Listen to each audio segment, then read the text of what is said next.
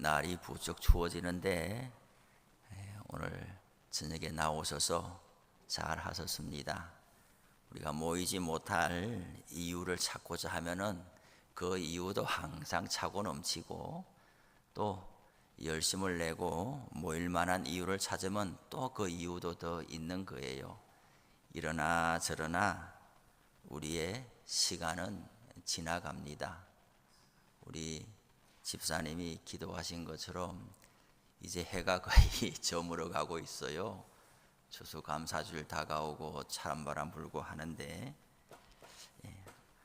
하루가 긴 것 같지만은 하루 해가 저물고, 또 1년이 긴 것 같지만은 1년이 저물 때가 오고, 우리 일생이 긴 것 같지만은 황혼의 때가 오게 되지요. 오늘 하루 좀 아쉬운 점이 있어도 하나님께서 내일 하루를 열어주실 기대를 가지고 사는 것이고, 올 한 해 참 지나가면서 여러 부족한 점이 있다 할지라도 하나님의 긍휼과 자비하신 가운데 또 내년을 열어주실 것을 기다리면서 또 내년의 계획도 세우곤 하지요. 하지만은 인생의 황혼이 되면 뒤에 기회가 없는 것이고, 그리고 하나님께서 우리를 다스리실 때에 너가 어제 어떻게 살았는지를 보고 오늘을 열어주시는 것이 아니고, 올해 어떻게 살았는지를 보고 내년을 열어주시는 게 아니고, 하나님은 큰 은총 가운데 우리의 세세한 잘못된 일들보다는 앞으로 기회를 더 주시면서 하나님의 앞으로 더 가까이 갈 수 있도록 하시는데, 인생의 황혼에 들어서게 되면은 그런 기회가 없다는 것이죠. 일생 전체를 결산해 나가면서 그 다음에 요단강 건너편에 어떤 세상이 펼쳐질지는 우리의 살아간 삶의 결산과 연결되어져 있다라는 것을 우리는 생각을 해야 되겠지요. 찬바람 불고 이렇게 스산하게 한 해가 지나가나 싶을 때, 그때 우리는 이 시기를 보면서 내 인생의 황혼을 어떠한 모습으로 직면하게 될 건가 하는 그런 자기 반성과 신앙의 교훈들을 또 받아야 될 줄로 알아요. 하루하루 잘 엮어가는 것이 지혜로운 사람이에요. 평범한 일상이 우리에게 허락되는 것이 하나님의 축복이에요. 크게 반짝반짝하는 일들을 기대하는 마음이 많지만은 우리가 인생을 몇십 년을 쭉 회고해 보면 그런 순간적인 일들은 지나가고 또 지나가고, 일상 속으로 들어왔을 때에 감사할 일들이 있고, 우리가 시간을 걸어두고 살아가는 지혜가 있고, 모든 것이 내 뜻대로 된다라는 자유가 엄청 기다려지지만은, 진정한 자유는 하나님의 약속의 틀에 들어갈 때의 진정한 자유가 있는 것이고, 하루 24시간도 다 4시간 같아서 너무나 좋다 싶지만은 진정 24시간을 알차게 보내려면은 하나님께 드리는 시간을 못 박아 둘 때 나머지 시간이 엄청 자유로워지는 것이에요. 일주일도 마찬가지예요. 자유가 아니라 하나님 앞에 붙들리는 지점이 있을 때에 그것이 우리에게 자유를 주는 거거든요. 오늘 수요 기도회도 나오기 어려운 시간이지만 나와서 이 시간을 묶어 드리고, 이 시간 1시간 예배를 드리지만은 보세요, 앞뒤로 예배를 준비하는 손길들이 있잖아요. 저 같은 경우는 점심만 먹고 나면은 그냥 이게 이렇게 예배를 중심으로 가는 거예요. 수요일 날도 마찬가지, 금요일도 마찬가지. 저녁 8시에 딱 모이지만은 그러나 그 앞에 준비하는 시간이 얼마입니까? 또 지나가고 나서도 오늘 예배 드린 것, 찬송한 것, 기도한 것, 말씀 들은 것을 생각하면서 앞뒤로 채워져 가는 이 시간들을 우리의 심령을 알차게 이끌어 간다는 그런 말씀이죠. 그러니 연줄이 끊어진 연처럼 살아가는 일에 열심을 내지 말고, 연줄이 끊어진 연은 뭐예요? 당장에는 야 저기 연줄에 달려 있어 가지고 내가 너무 불편해, 저 연줄만 끊어지면은 나는 저 창공을 원 없이 날아갈 수 있을 텐데, 그런 소망을 가질 수가 있어요, 이 연이. 그렇지만 정말 이 연줄을 끊어보세요. 날아가는 것도 잠시 날아가지, 이것이 전봇대에 걸리고 감나무에 걸리고 이 연이 형체도 없이 그냥 찌그러지고 만단 말이죠. 이 연줄에 연이 잘 붙어 있어 가지고 연을 날리는 사람이 이제 당겼다 풀어줬다 하면서 이 바람을 잘 타게 될 때에 이 연이 본래 연구시를 하는 것처럼 우리 사람도 하나님 앞에 묶여져 있고 시간을 드릴 것을 드리고 하나님 앞에 있어야 할 것을 있고 이 자리를 지켜나갈 때에 우리의 삶이 아름답고 조화롭게 되어 간다는 것이죠. 이 가을이 지나가는 이때에 우리의 삶을 그렇게 돌아보면서 또 살아가면 좋겠다 싶어요.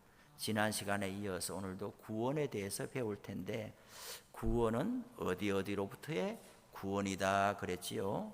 책은 48페이지죠. 지난 시간에 마저 다 못한 것이 있어 오늘 더 하려고 그러는데요. 구원은 어디로부터의 구원이라 그랬어요. 그럼 어디로부터의 구원이냐? 어디로? 죄로부터의 구원이다 그랬죠. 그러면 죄 가운데 있으면 어떻게 되는가? 죄는 사망하고 맞물려 있다. 죄 가운데서 건져낸다는 것은 사망 가운데서 건져낸다는 것이다. 그러면 사람이 왜 죄 가운데 처하게 됐나? 왜 사망 가운데 처하게 됐나? 이런 이야기들을 지난 시간에 함께 나누었습니다. 오늘은 그 구원의 의미에 대해서 조금 더 살펴보려고 하고, 구원의 서정, 구원의 여러 과정, 절차에 대해서도 보고자 합니다. 구원이라는 말도 있고 대속이라는 말도 있고 구속이라는 말도 있고 속량이라는 말도 있는 거예요. 그런데 그 의미를 주는 것이 그 배경 설명이 조금 다른 거죠. 구원은 어디에서 건져낸다 이런 뜻이라고 했는데, 구속이라는 말도 있어요. 구속한다. 구속이라는 말은 대가를 지불하고 소유권을 회복시켜주고 또 자유 풀어주고 석방시켜주고 하는 일을 구속이라고 그래요.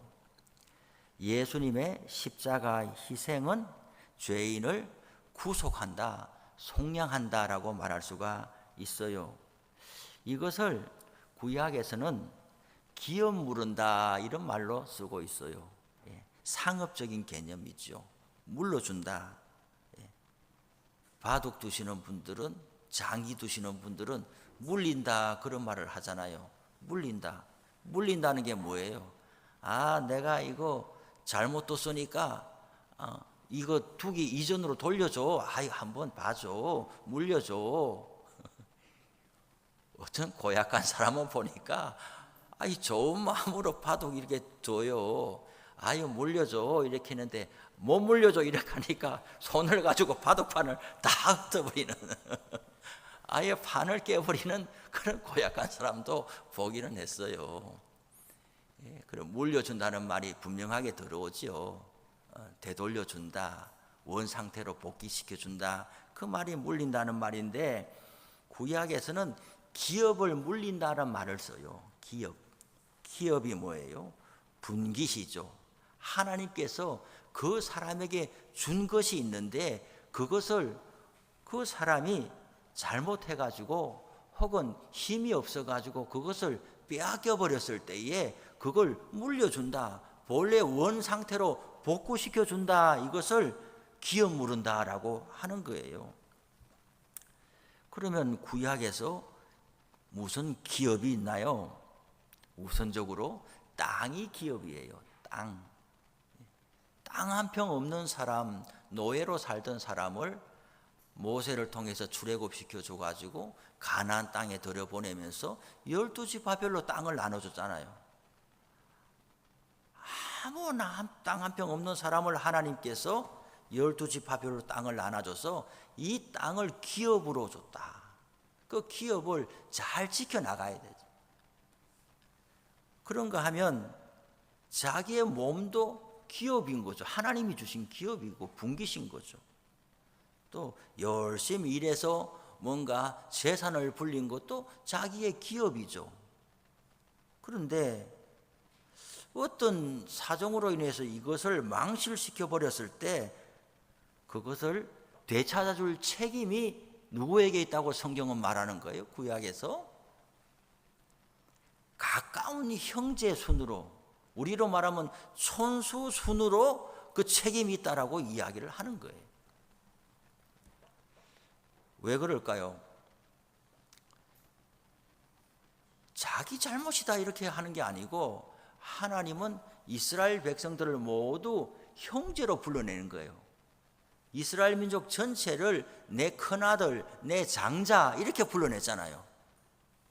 12지파가 다 다르지만은 조상으로 올라가면 모두 아브라함의 후손이니까 이 지파들이 하나님의 자녀가 백성이 되어가지고 세계 만방의 사람들에게 선교적인 지평을 활짝 열면서 우상을 버리고 하나님 앞으로 다 돌아오게 하도록 그 마중물, 못자리 역할을 하도록 하나님이 불러냈는데 이 12지파의 백성들이 어느 한 지파나 어느 한 사람도 중간에 궐이 나서는 안 된다. 망실돼서는 안 된다. 형제애를 가지고 한 지파가 한 사람이 어려움을 당하면은 그 기업을 물러주라고 되어 있는 것이죠. 가나안 땅에 들어갔을 때에 처음에는 왕이 없었잖아요. 사무엘이 죽고 나서 이제 왕이 등장하게 되었는데 그러면 하나님께서 왜 왕을 안 세워줬느냐? 지파 연맹체로서 12지파가 똘똘 뭉쳐서 한 지파가 전쟁에 침입을 당하고 어려움을 당하면 나머지 11개 지파가 달려들어가지고 그것을 다 그냥 벌떼처럼 이겨내도록 해주는 거예요. 왕이 달릴 필요가 없고 하나님의 말씀 안에서 12지파가 연맹체로 살아가도록 그렇게 해줬어요. 그런데 계속 시간이 흘러가면서 그 율법의 말씀이 상실되고 지파 중에서 땅을 잃어버린 사람, 재산을 잃어버린 사람, 노예가 되는 사람, 하나님의 자녀가 비참하게 되는 사람, 이런 사람들이 등장하게 된 것이죠. 그렇기 때문에 제일 가까운 친족이 그 사람의 기업을 물러줘야 된다. 고엘이라고 불러서 고엘 제도가 이스라엘에게 시행되도록 한 거예요. 그러면 성경에서 이 기업 물은 고엘 제도를 몸소 실천한 사람이 구약에 단연 한 사람이 있어요. 누굴까요? 예, 룻기에 나오는 보아스란 사람이에요. 보아스. 그런데 룻기 1장 1절에 보면은 그 어떻게 돼 있어요? 사사들이 다스리는 때. 사사기를 읽어보세요. 사사기에는 제일 마지막에 하나님께서 총평을 남기시기를 왕이 없으므로 사람마다 각기 자기 소견에 오른 대로 자기 팔 자기가 흔들면서 간섭하지 마. 내 인생 내가 살아. 이렇게 하는 시대가 사사시대. 그 말은 하나님의 백성이 하나님의 말씀하고 관계없이 내 인생 내가 살아. 믿는 사람이 어디 있느냐 찾아볼 수가 없는, 심지어 나중에 보니까 사사들조차도 옳은 사사가 없는 거예요. 처음에 온니엘부터 시작해가지고 삼손까지 내려가면서 보니까 점점 그 수준이 못해지는, 사사조차도 수준이 못해지고 그런 시대가 사사시대인데 룻기를 들어가니까 그 배경을 딱 이야기하면서 지금 사사시대에 일어난 일을 내가 말하겠다라고 하면서 거기에 나오미 집안의 이야기를 하면서 이렇게 사람이 어려움을 당해가지고 이민 갔다가 또 그냥 남편 자식 다 죽고 며느리 둘 남았는데 한 며느리는 또 자기 친정으로 가버리고 또 한 사람이 왔는데 베들레헴 오니까 여전히 흉년이 있어서 고향에 와서 야, 너 나오미 왔다. 나오미 이렇게 하니까 내 이름을 나오미라고 부르는 것도 싫다. 왜? 나오미는 기쁨이라는 뜻인데 내 인생에 기쁨이 어디 있냐? 나 놀리느냐? 자기 이름도 자기가 싫은 집안이 나오미의 집안이에요. 그 나오미가 말하기를 내 이름 석자도 그래 부르지 말고 차라리 나를 마라라 불러라. 마라가 뭐예요? 쓰다는 말이죠. 우리 식으로 말하면 날 보고 웃지도 마라. 날 보고 웃지도 마. 내 인생은 너무 쓰고 괴로운 인생이다. 먹을 양식도 없고 어디 할 데도 없는데, 그런데 나오미가 신앙이 있는 사람인 거예요. 그걸 어떻게 알 수 있느냐? 룻이 시어머니 나오미의 신앙을 보고 자기 친정의 우상을 버리고 따라간 것 아니겠어요? 마치 아브라함이 갈대아 우르 그 집성촌 시족 사회에서 그 기반을 다 버리고 나오고 하란까지 와가지고 하란에서도 크게 장사를 잘해가지고 큰 부자가 됐는데 하나님이 떠나라 하니까 또 떠나오고, 그런 것만큼이나 룻은 그 모압 지역의 친정에서 자기 집안이 다 있을 테고 남편도 죽고 시아버지도 죽고 기댈 데가 하나도 없고 이 시어머니 따라가가지고 미래를 볼 수도 없는 것인데 오직 하나 뭘 본 거예요? 어머니가 섬기는 하나님을 본 거예요. 내가 다시금 가정을 이루지 못한다고 해도, 내가 후사가 없이 이렇게 늙어 죽는다고 해도 시어머니를 통해서 본 하나님이 참 신이다 하는 것을 믿고서 내가 시어머니와 같이 동고동락하기로 결심하고 온 것 아니에요. 그러니 그 모습 보여준 시어머니는 진실로 그 사사시대 때에 하나님을 믿는 사람이었는 거죠. 그것뿐만 아니라 나오미는 며느리한테 뭐라고 그래요? 아이고 어머니 오늘은 어디 가서 뭘 구해와서 먹겠습니까? 그 형편이 그런 거예요. 시어머니가 말하잖아요. 보아스라는 사람이 있는데 보아스의 밭에 가가지고 이삭을 주었나. 아이고 그 사람이 우리 보고 나가라 그러면 어떡하겠냐, 이런 마음이 들 수 있잖아요. 게다가 시어머니 나오미는 그 자기가 결혼한 자기 거기 고향인데 그 모든 그 유대 문화에 익숙하지만은 이방 땅에서 건너온 며느리는 모든 것이 낯선데 어디 가야지 환영받겠냐고요. 그런데 시어머니는 보아스라는 사람의 밭에 가라. 네가 누구라고 말하지는 말고 분명히 보아스의 밭에 가면은 뭔가 흘른 것이 있을 거다. 성경 말씀에 뭐라고 돼 있어요? 너는 농사를 하고 나서 너무 싹싹 걷어오지 말라는 거예요. 지독하게 살지 말라는 거예요. 우리도 주변에 보면 지독한 사람들이 있는 거예요. 하나도 긍휼과 자비가 없이 지독한 사람이 있는 거예요. 하나도 손해 안 보는 사람이 있는 거예요. 싹싹 긁어 모으는 사람이 있는 거예요. 두 번, 세 번 살펴가면서 홀른 게 있나 찾아내는 사람이 있는 거예요. 성경은 그렇게 살지 말라는 거예요. 뭐라고 그래요?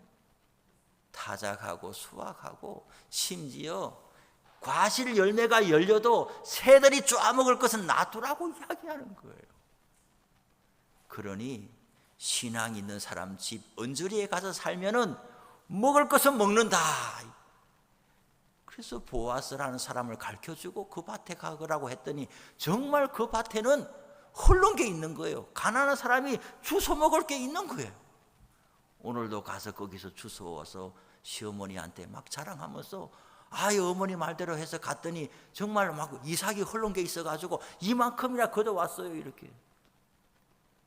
보아스가 가만히 보니까 어떤 부인이 와서 자꾸만 뭘 주워 가거든요. 그래, 아하, 모두가 어려운 때 더 어려운 사람이 내 밭에 왔구나 하고 자기 종들한테 흘려놔라, 좀 흘리면서 와라 이렇게 해가지고 자연적으로 흘러는 것이 아니라 인위적으로 그냥 좀 흘리게 해가지고 그 며느리는 그것도 모르고 또 주워 오고 또 주워 오고 몇 번을 그렇게 하니까 이게 나오미가 눈치챈 거예요. 아, 이거 우연히 타작하다가 흘른 게 아니구나. 이 사사시대에 하나님이 날 불쌍히 여기셔가지고 남편 자식 다 죽었는데 이 며느리가 자기 친정에 가도 어떻게 말리겠어요. 그런데 며느리가 자기를 따라온 게 나오미 입장에서는 큰 힘이 되는 거죠. 동반자가 되는 거고, 아, 하나님이 날 이렇게 불쌍히 여기는구나 이런 마음이 있는데다가 보아스가 이렇게 하는 일을 보니까 이거는 정말 믿음 있는 사람이라는 것이. 그 다음에는 보아스한테 타작하는 데 가가지고 그 옆에 가봐라 이렇게 그래 하니까 나중에는 보아스가 깜짝 놀라가지고 누구냐 말이야, 여기 갑자기 누구냐 이렇게. 나는 나오미의 자부입니다. 이거 나오미 자기 집안이니까 그 소식을 다 들었을 것 아닙니까? 완전히 집이 폐가망신한 거잖아요. 여기도 못 살아가지고 이민 가는데 이민 가서 다 죽고 그냥 어디서 왔는지 며느리 한 사람 데려왔으니까 그 동네에서 소문이 자잘 거란 말이에요. 그런데 그 집에 이방 여인이 와서 며느리 공개하려고 하는 걸 보니까 보아스의 마음이 감화감동이 된 것이지요. 그러면서 어떻게 해요? 아, 기업물을 짜나. 내가 기업물을 짜구나.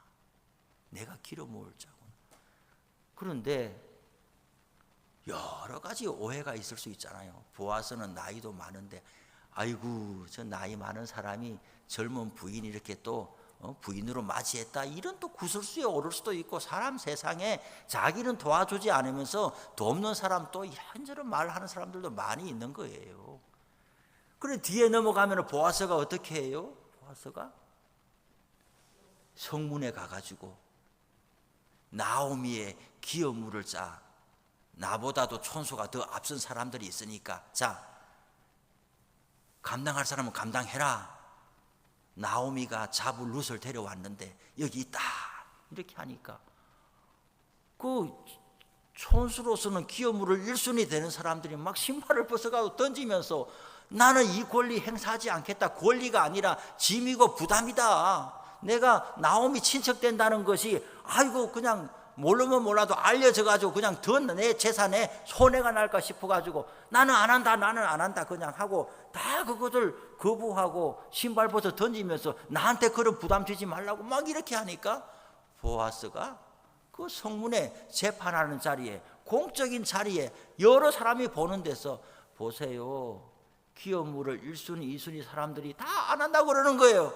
그러면 내 차례가 돌아왔으니 내가 이 집안에 기업을 물려주는 역할을 감당하겠습니다. 그 말은 뭐예요? 내 재산이 이 집을 넘어간다는 이야기잖아요. 내 재산이 이 집으로 넘어간다는 거예요. 그리고 이제 룻하고 결혼하고 애를 낳는데 보아스는 자기 이름으로 자식이 못 되는 거예요. 죽은 엘리멜렉의 애가 되는 거예요. 그러니 모든 일을 수고하고 애써도 나한테 하나로 득될 거는, 인간적으로는 득될 거는 없는데 믿음으로 감당하는 거예요. 믿음으로. 그것이 구약에서 기업을 물은다는 말이에요. 그것이 구속한다, 구원한다는 말이죠. 또 구속한다, 구원한다는 이야기는 출애굽 사건 갖고 말할 수도 있는데, 우리는 이 기업물을 짜가 글쎄요, 저는 이 시골 배경에서 자라다 보니까 이것이 훨씬 더 잘 들어오는 거예요. 이 동네에서 어떤 일로 인해서 집에 환자가 있고 누가 병들고 해가지고 논 팔고 집 팔고 소 팔고 처음에는 있었는데 다 팔아버려가지고 너무 가난하게 되고 그냥 먹을 것도 없고 어디 하나 도와줄 사람도 없고, 심지어 그 상황에서 그 부모조차도 병들었다 하면 완전히 끝나는 거예요, 이 집은. 그런데 거기에 정말 알지도 못하는 어떤 먼 친척이 와가지고 보고서 형편이 어렵게 된 줄로 알고 등록금도 한번 대주고 병원비도 한번 대주고 이렇게 하면 얼마나 그것이 큰 힘이 되고 완전히 삶의 기반을 다지게 되는 것인데, 기업 물을 자라는 것은 자기 집안 사람한테 그렇게 하는 것인데, 그러나 예수님께서 고엘 제도로 예수님께서 기업 물을 자러 오셨다라고 하는 것은 예수님은 우리 친척이 아니란 말이에요. 예수님은 우리 집안 사람이 아닌 거예요. 뭐예요? 하나님 앞에 우리는 집안 사람이 아니고 하나님의 원수된 사람이란 말이죠. 하나님의 저주 아래 있는 사람이란 말이죠. 친척도 아니고 오히려 친척은 그냥 하나님의 진노만 유발하는 사람인데, 예수님께서 기업 물을 자가 되셔가지고 본래는 사람이 이러지 아니했다, 죄로 말미암아 하나님의 저주와 심판 가운데 떨어졌는데 그 죄를 해결해 줘야 다시 하나님의 은총 가운데 들어가게 될 텐데, 이 죄를 누가 어떻게 해줄 거냐? 친척이 와서 해결해 주는 것이 아니고 하나님의 아들이 와서 그것을 해결해 주셨으니 예수님은 참으로 기업 물을 자가 되신다, 이런 말씀이죠. 기업 물을 자, 구원하는 자, 구속한 자, 구원의 의미에 대해서 말씀을 했습니다. 그 다음에 구원의 계획에 대해서 있습니다. 하나님께서는 개개인을 구원하시고자 미리 정하시고 그 계획에 따라 순서대로 진행하십니다. 선택과 소명과 중생과 신앙, 회개, 칭의, 양자, 성화, 견인, 영화, 이런 순서가 있는데, 먼저는 하나님이 우리를 택하셨다라고 성경에 되어 있어요. 에베소서에 언제부터 우리를 택했다고 되어 있어요? 창세 전에 그리스도 안에서 우리를 택하셨다라고 되어 있어요. 그 기쁘신 뜻대로 우리를 예정하사 예수 그리스도로 말미암아 하나님의 아들이 되게 하셨다 그랬어요. 우리가 어떤 일을 하기도 전에 창세 전에 우리를 선택하셨다. 우리가 아무런 역할도 한 것이 없는데 이것이 하나님의 은혜라는 거죠. 택한 바 되시고, 그 다음에 미리 정하신 그들을 또한 부르셨다라고 그랬어요. 택하시고 부르셔서 어디에서 부르셨어요? 세상 가운데 살고 있던 우리들을 불러내신 거예요. 세상 가운데서 불러내시고 중생 거듭나게 하셨다. 요한복음에는 물과 성령으로 거듭나지 아니하면은 하나님의 나라에 들어갈 수가 없다라고 그랬어요. 선택하시고 부르시고, 그리고 주님의 십자가의 은총으로 우리를 거듭나게 하셨다. 거듭난다는 말은 이 말이 위로부터라는 말도 있는 거예요. 다시란 말도 있지만은 위로부터라는 말도 있는 거예요. 위로부터, 모든 사람은 아래로부터 태어난 거예요. 어머니로부터 태어난 거예요. 육신으로부터 태어나는 것인데, 하나님의 자녀 구원받는다는 것은 위로부터 하나님의 영으로 말미암아 태어나는 것이죠. 그 다음에 사도행전에 보니까 너희가 회개하여 중생함을 입고 거듭나서 회개하고 세례받고 죄사함을 받고 성령의 선물을 받는다라고 되어 있어요. 칭이 어렵다 하시는 재판적인 용어가 있고 관계적인 용어가 있는 거예요. 우리는 법정적인 의미만 늘 생각하기 쉬운 거예요. 그러나 법정적인 의미뿐만 아니라 관계적인 의미도 생각을 해야 되는 것이죠. 하나님께서 우리의 온 성품과 우리의 생각과 마음을 어렵다라고 하시고 우리를 이끌어 가시는 것이죠. 우리는 관계에서 새로움을 덧입어야 되는 거죠. 양자되는 것이 얼마나 큰 축복이에요. 우리는 너무 익숙해져서 이것이 얼마나 큰 은총인지 몰라요. 사실은 내가 뭐 어때서 이렇게 하지만은 우리가 태어날 때부터 하나님의 저주와 심판 아래 있는 인생이라는 것을 잘 인지를 못하는 거예요. 그냥 내가 이렇게 살고 있는데 하나님이 구원해줬다 이렇게 생각을 하기가 쉬운데, 그냥 있는 게 아니고 하나님의 저주와 심판 아래 있던 사람이란 말이죠. 이것을 고엘 역할을 예수님이 와서 해주신 것입니다. 아버지를 아무나 부르겠어요? 오직 예수님만 하나님을 향해서 아버지여라고 불렀는데, 예수님은 우리에게 아빠, 아버지라고 부르라고 말씀하신 거예요. 하나님의 기업이 우리에게 상속된다라고 하는 거예요.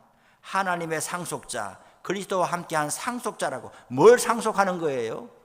영생을 상속하는 것이고 하나님 나라의 백성으로 살아가는 삶을 상속받는 것이죠. 뿐만 아니라 성화의 과정이 있는 거예요. 고린도후서 3장 18절에 그와 같은 형상으로 변화하여 한 걸음 한 걸음 우리가 신앙이 성장하고 변화되어가는 과정이 필요한 것이, 하루아침에 뭔가 되는 것이 아니고 오랜 시간 동안 변화를 받아가면서 살아가는 것이고, 견인이 있어요. 견인, 참고 견디는 거죠. 언제까지?